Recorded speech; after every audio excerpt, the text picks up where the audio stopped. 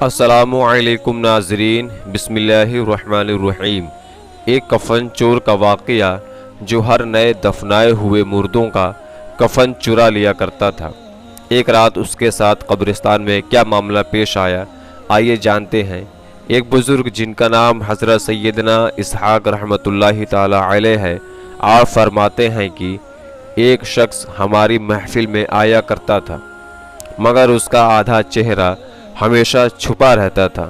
ایک مرتبہ میں نے اس سے پوچھا کہ تم اپنا آدھا چہرہ چھپائے رکھتے ہو، آخر اس کی وجہ کیا ہے؟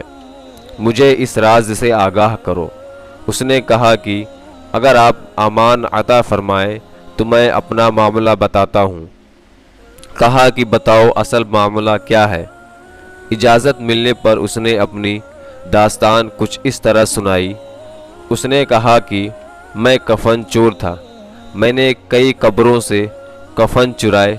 جب بھی کسی قبر کے متعلق معلوم ہوتا تو فوراً وہاں پہنچ کر کفن چرا لیا کرتا تھا۔ ایک مرتبہ ایک عورت کا انتقال ہوا، جب اسے دفن کیا گیا تو میں فوراً قبرستان پہنچا۔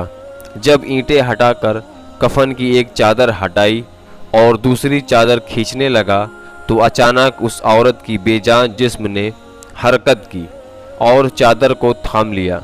میں نے کہا تمہارا کیا خیال ہے، تم مجھ سے جیت پاؤ گی؟ ایسا نہیں ہو سکتا، یہ کہہ کر میں گھٹنوں کے بل بیٹھ گیا اور میں پوری طاقت سے کفن کھینچنے لگا۔ اسی وقت اس عورت نے مجھے ایک زوردار تھپڑ مارا، جس کے درد کے شدت سے میں بے قرار ہو گیا اور میرے چہرے پر بہت زیادہ جلن ہونے لگی۔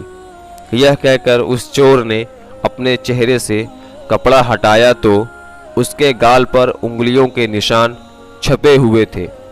میں نے کہا کہ اچھا پھر کیا ہوا؟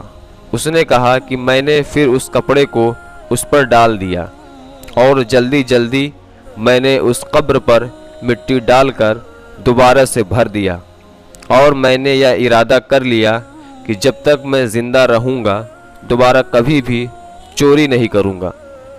اللہ رب العزت میرے سبھی گناہوں کو معاف فرمائے اور مجھے توبہ کرنے کی توفیق عطا فرمائے۔ حضرت سیدنا ابو اسحاق رحمۃ اللہ تعالی علیہ فرماتے ہیں کہ اس کفن چور کا سارا واقعہ لکھ کر میں نے حضرت سیدنا ابو عزیر رحمۃ اللہ تعالی علیہ کی طرف روانہ کیا۔ انہوں نے جواب میں لکھ کر بھیجا کہ اس سے پوچھو کہ جو مسلمان قبلے کی طرف دفنائے گئے تھے، کیا سب کے چہرے قبلے کی طرف ہی تھے یا قبلے کی طرف سے پھر گئے تھے؟ میں نے کفن چور سے پوچھا تو اس نے کہا کہ میں نے جن لوگوں کے کفن چرائے ہیں ان میں سے اکثر کے چہرے قبلہ سے پھر چکے تھے۔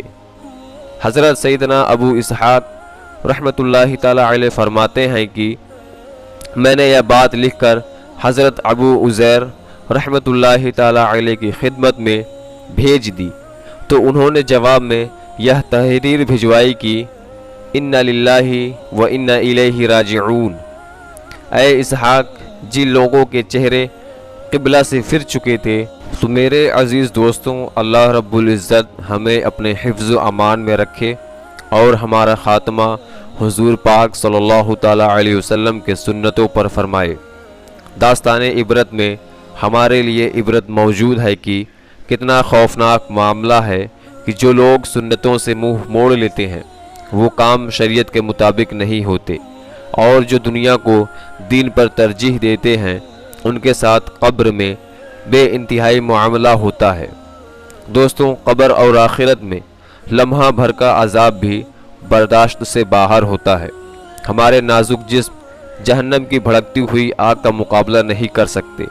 اگر اسی طرح غفلت بھری زندگی گزارتے رہے اور اسی حالت میں موت آ گئی تو ہمیں ذلت، رسوائی اور دردناک عذاب کا سامنا کرنا پڑے گا۔ میرے عزیز دوستوں، جلد سے جلد اپنے گناہوں سے توبہ کر لیجئے اور رو رو کر اللہ تبارک و تعالی سے معافی مانگ لیجئے۔ اللہ تبارک و تعالی ہم سب کے گناہوں کو معاف فرمائے، آمین۔ میرے عزیز دوستوں، چینل پر نئے ہیں تو چینل کو سبسکرائب کریے گا، ویڈیو پسند ہے تو لائک کریے گا اور اسے اپنے یار دوستوں میں شیئر ضرور کیجیے گا۔ تو ملتے ہیں اگلے ویڈیو میں، تب تک کے لیے اللہ حافظ۔